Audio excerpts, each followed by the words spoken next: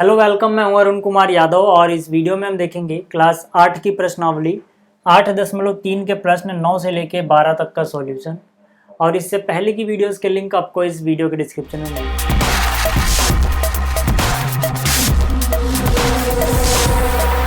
जब मैंने पहली वीडियो बनाई थी 8.3 की, उसमें मैंने आपको चक्रवृद्धि ब्याज हम कैसे निकालते हैं ये समझाया था। ठीक है, फिर भी अगर किसी ने वो वीडियो नहीं देखी है तो हल्का सा एक बार नज़र मार लेते हैं जो फॉर्मूले हमें यूज़ करने हैं उनकी। तो देखो, जो चक्रवृद्धि ब्याज है उसमें जो मिश्रधन होगा उसके लिए हमारे पास फॉर्मूला है ए बराबर, ए को यहाँ पे मिश्रधन बोल रहे हैं, ए बराबर पी ब्रैकेट के अंदर 1 + r/100 की पावर n। ठीक है, और जो चक्रवृद्धि ब्याज होगा उसको हम सी आई बोलेंगे। तो चक्रवृद्धि ब्याज बराबर हो जाएगा ए माइनस पी, यानी कि मिश्रधन माइनस मूलधन। ये फॉर्मूला आपको जब लगाना है तो ये याद रखना है कि यहाँ पर ये जो n है और जो ये r है ये डिपेंड करता है इस बात पे कि जो ब्याज है वो कैसे संयोजित होता है, वार्षिक रूप से या अर्धवार्षिक रूप से। अगर वार्षिक रूप से ब्याज संयोजित होगा और जो दर है ब्याज की वो आपको प्रतिशत में वार्षिक रूप में दी गई है, तो जितने प्रतिशत दी गई है उतने ही प्रतिशत लोगे। और जो n है यहाँ पर n क्या करोगे, जितना समय वर्ष में है उतना ही लोगे। लेकिन अगर अर्धवार्षिक है, अगर ब्याज जो है वो अर्धवार्षिक रूप से संयोजित हो तो हम क्या करते हैं, जो प्रतिशत में वार्षिक दर दी गई है आपको उसका आधा लेते हैं, क्योंकि यहाँ पे अर्धवार्षिक की बात की जा रही है तो r की वैल्यू जो भी प्रतिशत में दर है उसका आधा लोगे। और जो n होगा वो समय का डबल हो जाएगा, यानी कि 2 गुना में समय वर्षों में होना चाहिए। ठीक है, अब इसके बाद देखो, ये फॉर्मूला तब यूज़ करना ज़्यादा आसान रहता है जब यहाँ पे n एक पूरा नंबर हो। ठीक है, जैसे कि 1 2 3 4 इस तरह से हो।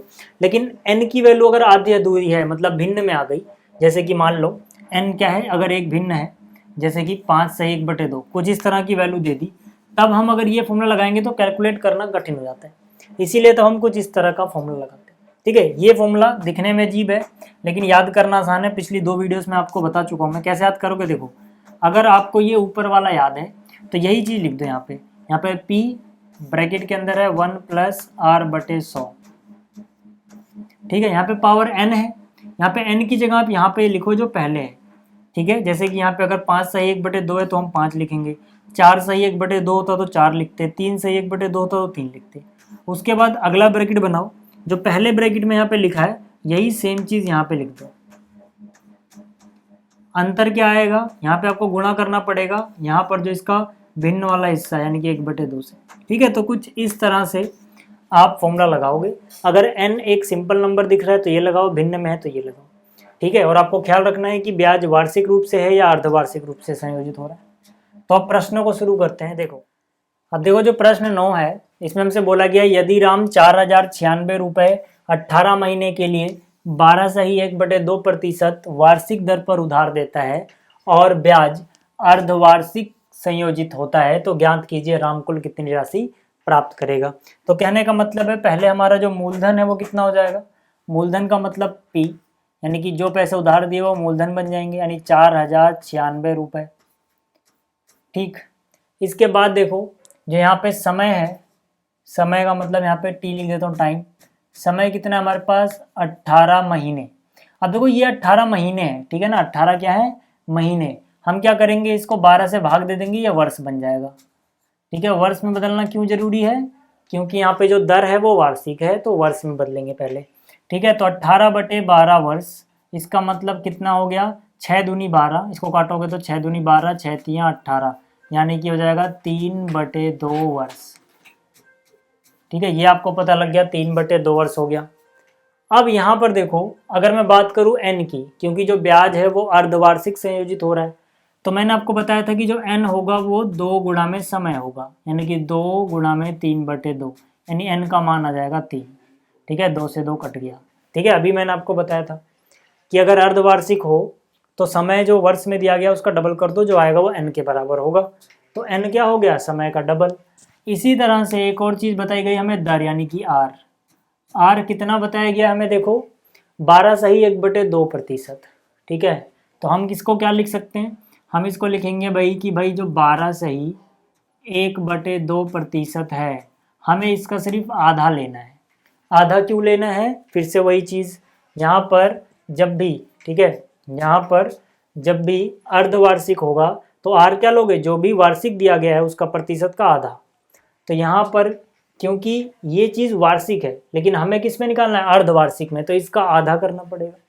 ठीक है, तो इसका आधा करोगे तो कितना हो जाएगा, देखो आर बराबर, ठीक है, ये हो जाएगा 2 गुणा 12, 24 और 1 25/2, और नीचे 1 2 पहले से है तो 1 2 यहीं पे रहेगा, याद रखना।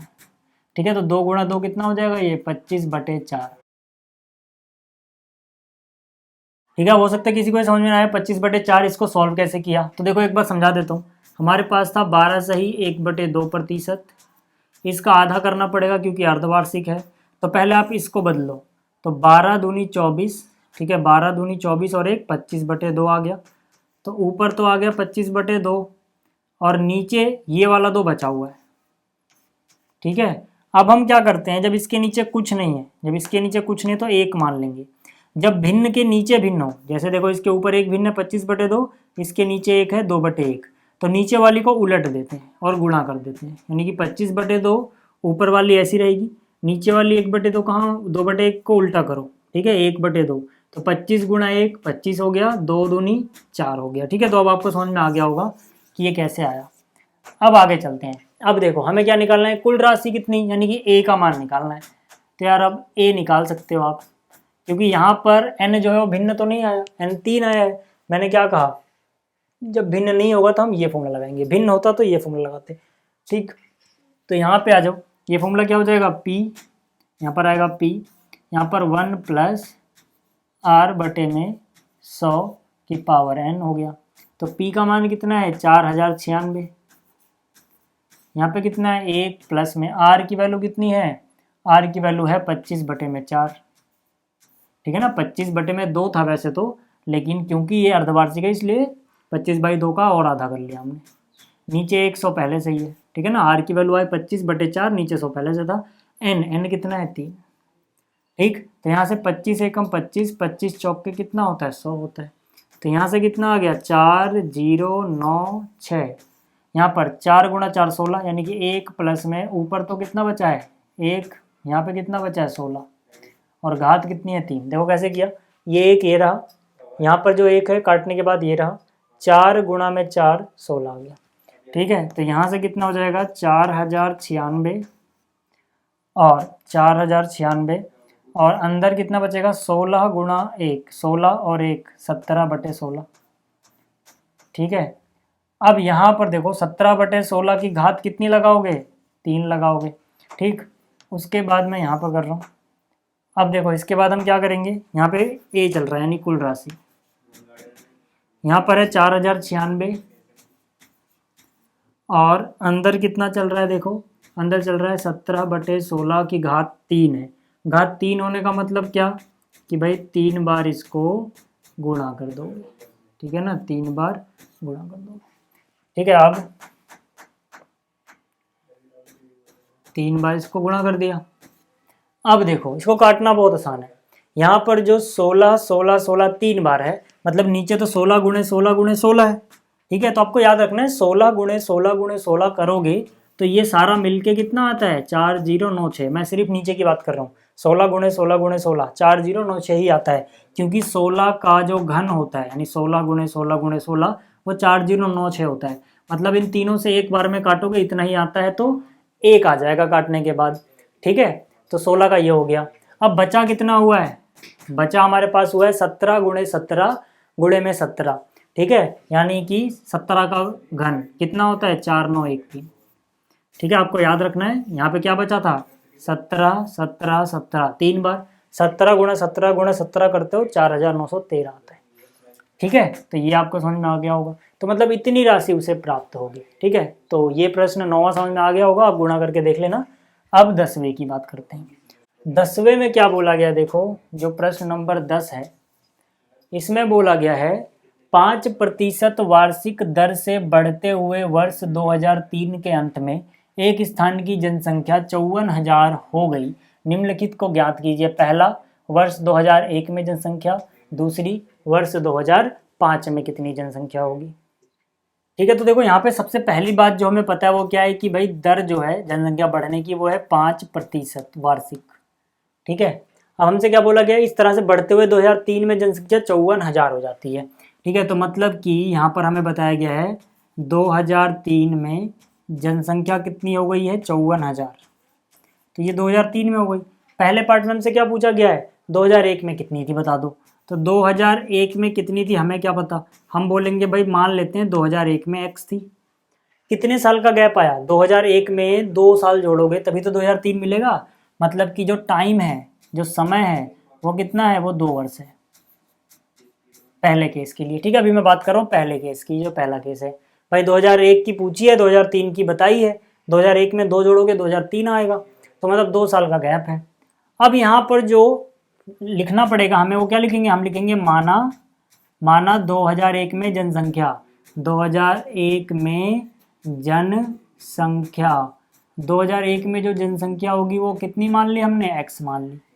और ये x हमारा किसका काम करेगा पता है, p का, मतलब जो मूलधन होगा एक तरह से, ठीक है, वो उसका काम कर रहा है। भाई देखो, अगर ये पैसे होते कि 2000 में इतने पैसे, 2003 में इतने पैसे, तो इसको आप मूलधन बोलते। हालांकि जनसंख्या में लोगों को हम मूलधन या फिर ब्याज नहीं बोल सकते हैं, बट ये काम उसकी तरह ही कर रहा है। ठीक है, तो यह जो 2001 में जनसंख्या थी वो हमारा मूलधन का भी काम कर रही है। मतलब जो फॉर्मूले में हम मूलधन लगाएंगे पी की वैल्यू वो ये आएगी। ठीक है, ये आपको समझ में आ गया।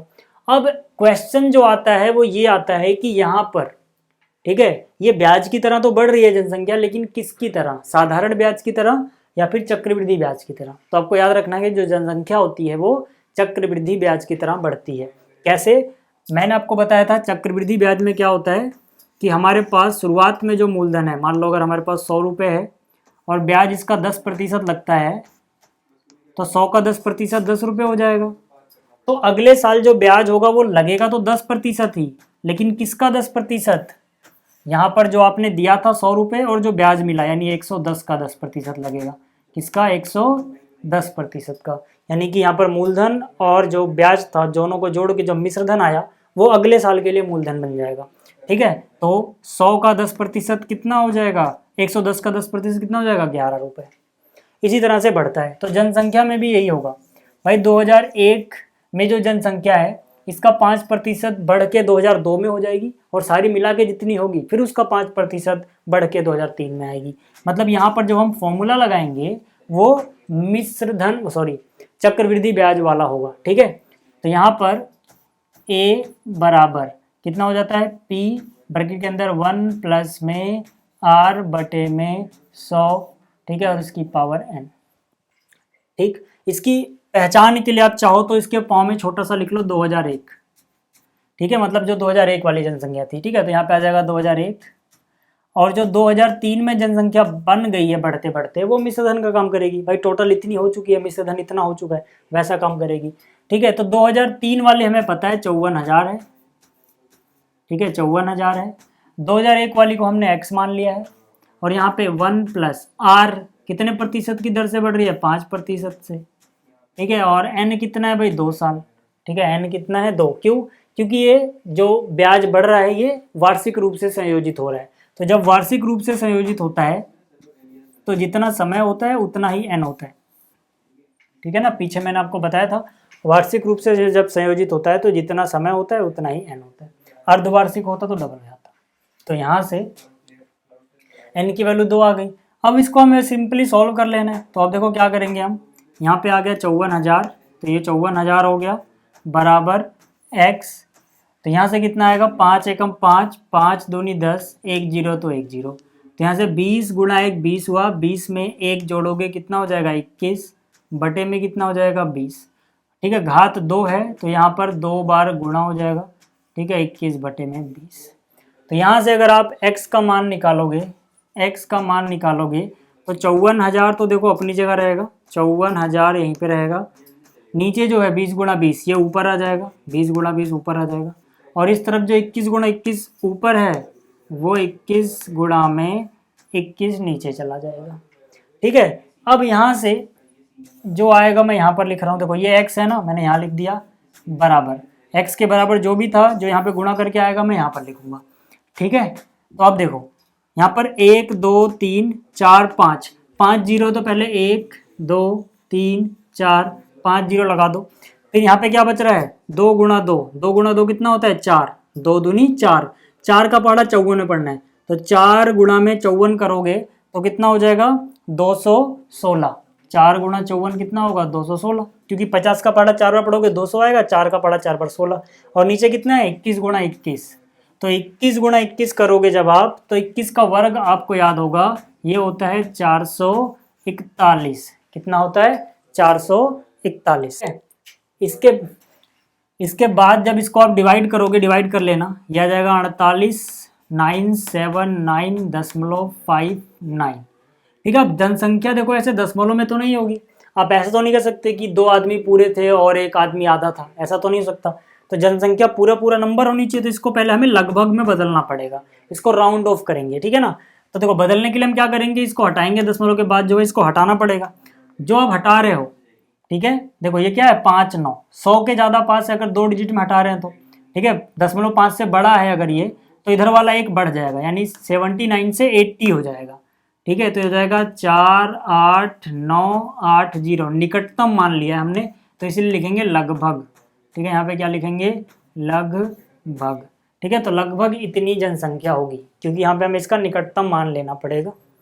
तो यहाँ से ये आ गई किसकी जनसंख्या 2001 की जनसंख्या, तो आप लिख सकते हो आधा 2001 में जनसंख्या लगभग इतनी थी। अब बात करते हैं 2005 में कितनी होगी।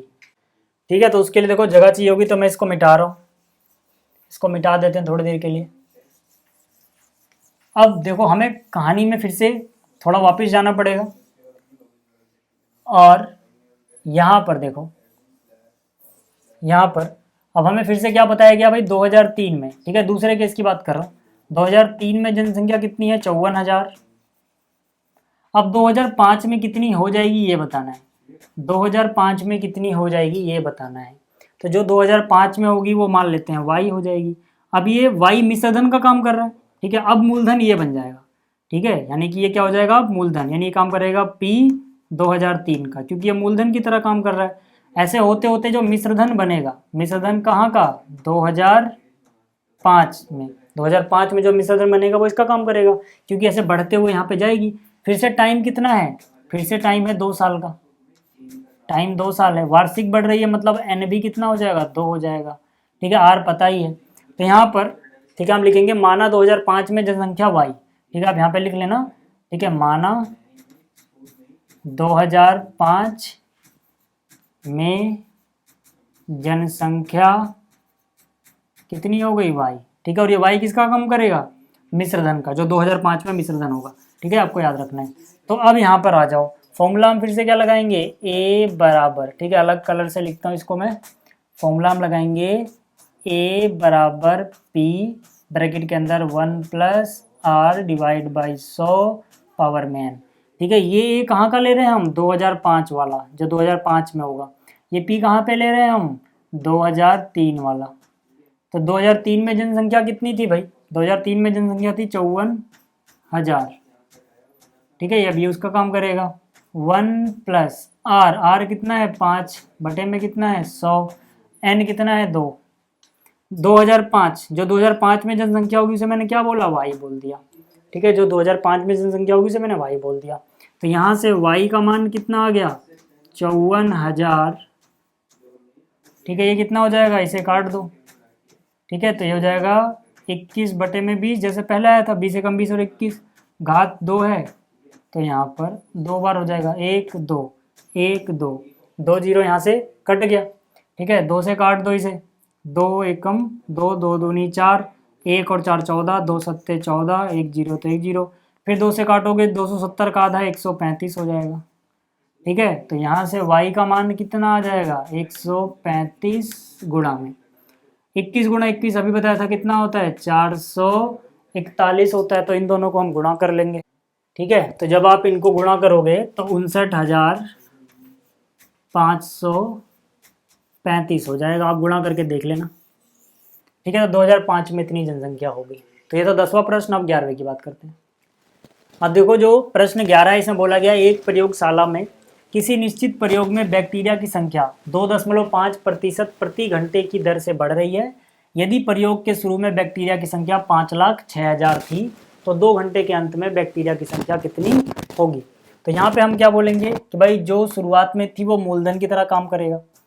तो यहाँ पे शुरुआत में थी 5,06,000, ठीक। और टाइम यानी कि समय कितना दिया गया है, 2 घंटे, समय दिया गया है 2 घंटे। और जो दर है यानी कि आर है वह 2.5% प्रति घंटे, ठीक है। तो आपको याद रखना है कि यहाँ पर अगर ये वार्षिक होता तो ये वर्ष में होना चाहिए था, ठीक है। ये घंटों में है, प्रति घंटे में, तो ये घंटे में, मतलब सही है सब कुछ। तो n कितना हो जाएगा, 2 हो जाएगा। n कितना हो जाएगा, 2, क्योंकि प्रति घंटे के हिसाब से, ठीक है। तो ये भी पूरा घंटे है। इसके बाद आप लिखोगे माना अंत में बैक्टीरिया की संख्या बराबर a, ठीक है। तो मैंने आप लिखा माना अंत में बैक्टीरिया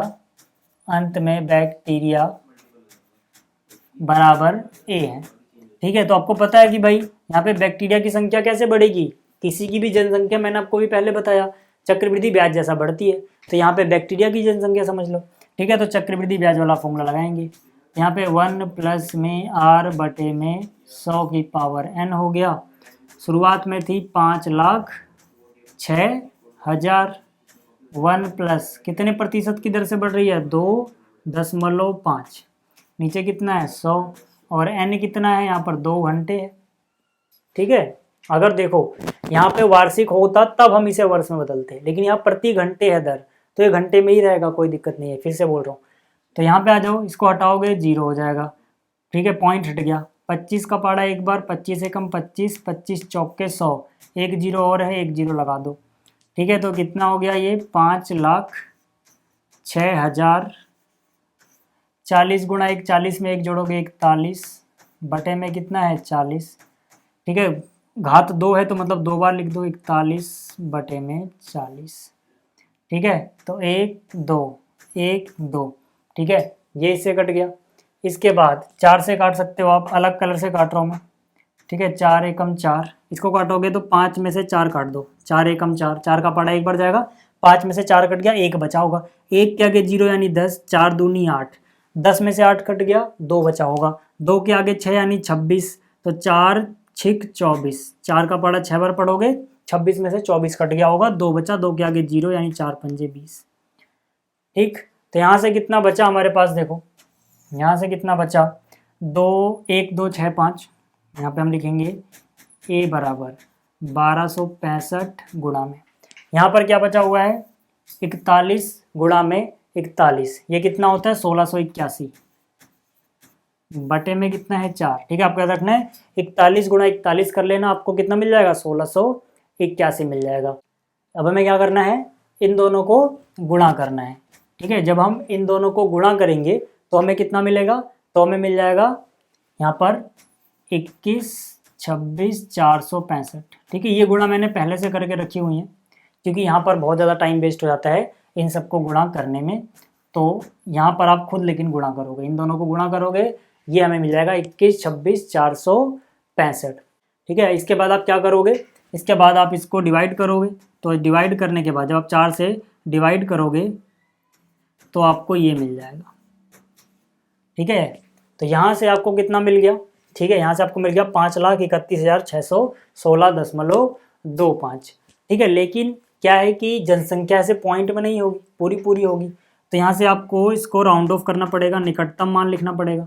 अब देखो 0.25 है, 0.5 से छोटा है ये, तो इसको ऐसे ही हटा दो, तो हो जाएगा 5 3 1 6 1 6 लगभग, ठीक है। अगर ये 5 से बड़ा 0.5 से बड़ा होता दशमलव के बाद, तब हम इसको एक बढ़ाते, 6 को 7 करते, लेकिन क्योंकि ये 0.2 है इसके बाद, तो कुछ दिक्कत नहीं है, इसके दशमलव के पहले वाला बिना बढ़ाए ऐसे ही लिखोगे, ठीक है। 5 3 1 6 1 6 लगभग, ठीक।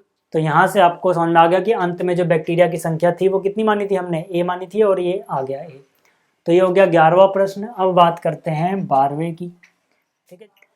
12वें प्रश्न में हमसे बोला गया है, एक स्कूटर 42,000 में खरीदा गया, 8% वार्षिक दर से इसके मूल्य का अवमूल्यन हो गया, 1 वर्ष बाद स्कूटर का मूल्य ज्ञात कीजिए। अवमूल्यन का मतलब है कि भाई इसमें 8% की दर से कमी आ रही है, ठीक है, बढ़ नहीं रहा है, क्या आ रही है, कमी आ रही है। ठीक है। तो यहाँ पर देखो जो शुरुआत में मूल्य था उसको हम क्या मान लेंगे, मूलधन। ठीक है, तो 42,000 था शुरुआत में, लेकिन इसमें जो दर है वो क्या है, वो है -8%। 8% नहीं है, -8% है। क्यों? क्योंकि इतने से कमी आ रही है, माइनस हो रहा है। ठीक है, अब टाइम कितना दिया गया हमें, 1 साल का दिया गया है। ये वार्षिक है, ये भी साल में, तो यानी एन की वैल्यू भी 1 साल हो जाएगी। ठीक है, 1 हो जाएगी। तो यहाँ से अब हमें पता है कि भाई जो मूल्य हो जाएगा 1 साल के बाद, तो हम लिखेंगे माना 1 साल बाद का मूल्य, माना 1 साल बाद का मूल्य बराबर। ठीक है, 1 साल के बाद का जो मूल्य होगा हमारे पास, वो मान लेते हैं चलो ए हो जाएगा। मान लो मिश्रधन के बराबर होगा 1 साल के बाद।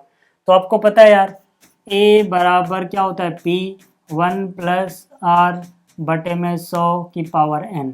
तो ए बराबर शुरुआत में जो था वो P हो गया 42,001, यहाँ पे आ जाएगा माइनस। क्यों? क्योंकि R की वैल्यू आप 8 नहीं रखोगे, -8 रखोगे, तो ये हो जाएगा माइनस। ठीक है, R की जगह क्या रखोगे, माइनस, तो वो माइनस और ये प्लस माइनस बन जाएगा।